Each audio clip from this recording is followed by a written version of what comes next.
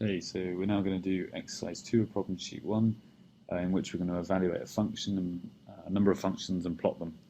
And we need to write this all in one script called example 2. So let's set up the script to start with.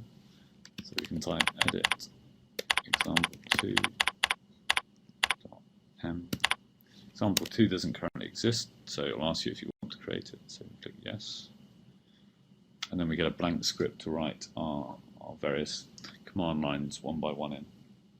So the first question is calculate f of x equals sine pi of x at 20 equally spaced points. So first of all, we're going to define x. So x is going to run from 0 to 1. So we write linspace 0, 1. And the last input of linspace is the number of points you want. This creates a row vector of equally spaced points from 0 to 1.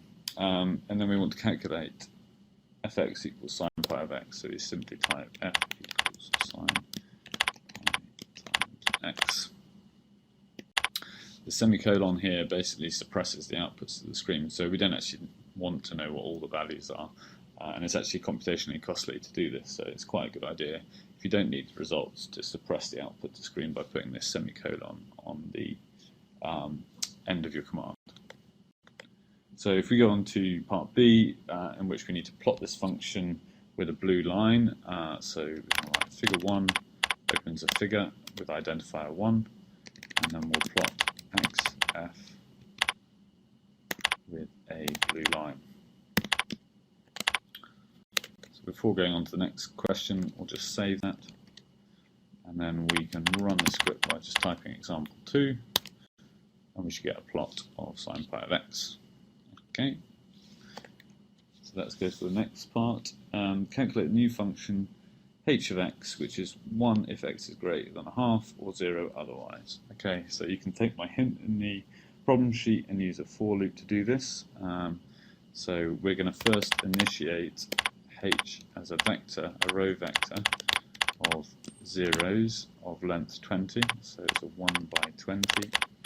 That's going to store the value of h of x at each of the values x, and then we're going to have a loop, so for I equals 1 to 20, so this will repeat this bit of code between the for and end statement for I equals 1, 2, 3, etc. Then we're going to have a if statement.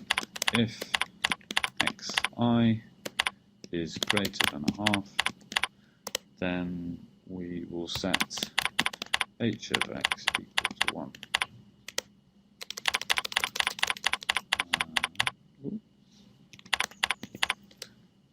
Else hi equals 0. We don't actually need this else statement here. We could just write end, because actually all the values of h are initialized to 0. So that's given by default, but we'll do it for completeness. So that defines that value, and then we need to plot that with a red line. So we have figure 1.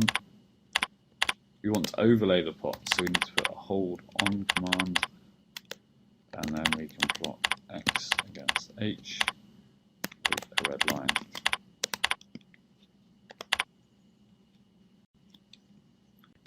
And we can once again run that script.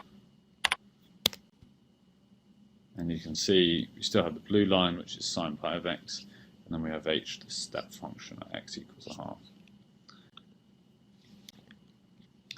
So the final part of the question is try the command g equals f dot h. And so what this does is actually element-wise multiplies f by h, so f1. So G1 is F1 times H1, G2 is F2 times H2. So if we then plot that,